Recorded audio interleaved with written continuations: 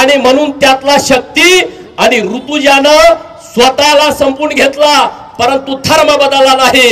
म्हणून शक्ती ऋतुजा या बॅनर खाली जोपर्यंत महाराष्ट्रामध्ये धर्मांतरण विरोधी कडक कायदा येणार नाही तोपर्यंत हे मोर्चे थांबणार नाही आणि हिंदू सुद्धा थांबणार नाही। सगळे हिंदू रस्त्यावरती येतील, सगळे हिंदू या मोर्चामध्ये सामील होतील, या मूक मोर्चामध्ये सामील होतील आणि राज्य सरकारला हिंदू धर्मांतरण विरोधातला कडक कायदा, लव जिहादच्या विरोधामधला कडक कायदा, लव जिहाद करण्याचं कुणाचं धाडस झालं नाही पाहिजे। कुठल्याही भगिनीकडे वाकड्या नजरेनं बघण्याची कुणाची हिंमत झाली नाही पाहिजे।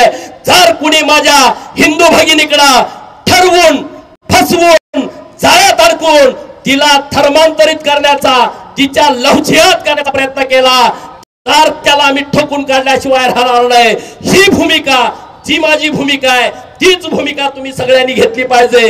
ही मताच्या पलीकडची, राजकारणाच्या पलीकडची ही आपल्या सर्वांची भूमिका असली पाहिजे। आता कुठली निवडणूक आली नाही, उद्या परवा 8 दिवसानं, महिन्यानं, 4 महिन्यानं कुठली निवडणूक नाही। निवडणूक आहे 2029 ला लोकसभेची, निवडणूक आहे 2029 ला विधानसभेची। आम्ही एकत्रित आलो निवडणुकीसाठी नाही, आम्ही एकत्रित आलोय मताच्या राजकारणासाठी नाही, पण आम्ही एकत्रित आलोय आमच्या भगिनींच्या वरती जे षडयंत्र केला जात आहे ते षडयंत्र मोडून काढण्यासाठी आम्ही एकत्रित आलोय। आणि इथून पुढे लाखोच्या संख्येने आम्ही एकत्रित येणार, लाखोच्या संख्येने आम्ही रस्त्यावरती येणार आणि सरकारला धर्मांतरण विरोधी कायदा करण्यास आम्ही भागच पाडणार। लव जिहादच्या विरोधामध्ये कायदा करण्यासाठी आम्ही भाग पाडणार। राज्याचे मुख्यमंत्री या कायदा करण्यासाठी सकारात्मक आहेत, त्यांनी तशी भूमिका मांडलेली आहे, परंतु तो कायदा लवकर यावा हीच खरी श्रद्धांजली आपल्या ऋतुजा बहिणीला असेल। एवढंच या निमित्तानं बोलतो।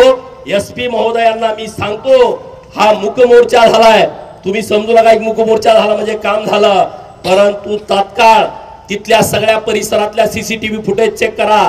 तिथल्या परिसरातली ऋतुजाच्या कुटुंबाला ओळखणारी, माहेरकडच्या कुटुंबाला ओळखणारी तिथल्या सर्व लोकांचे जबाब घ्या आणि तो जो धर्मगुरू आहे त्याला त्यामध्ये आरोपी करून त्याला अटक करा।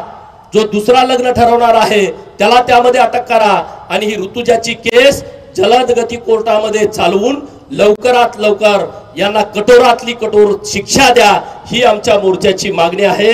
परत एकदा ऋतुजाला भावपूर्ण श्रद्धांजली अर्पित करतो आणि मी इथं थांबतो। जय हिंद, जय महाराष्ट्र। धन्यवाद आमदार साहेब।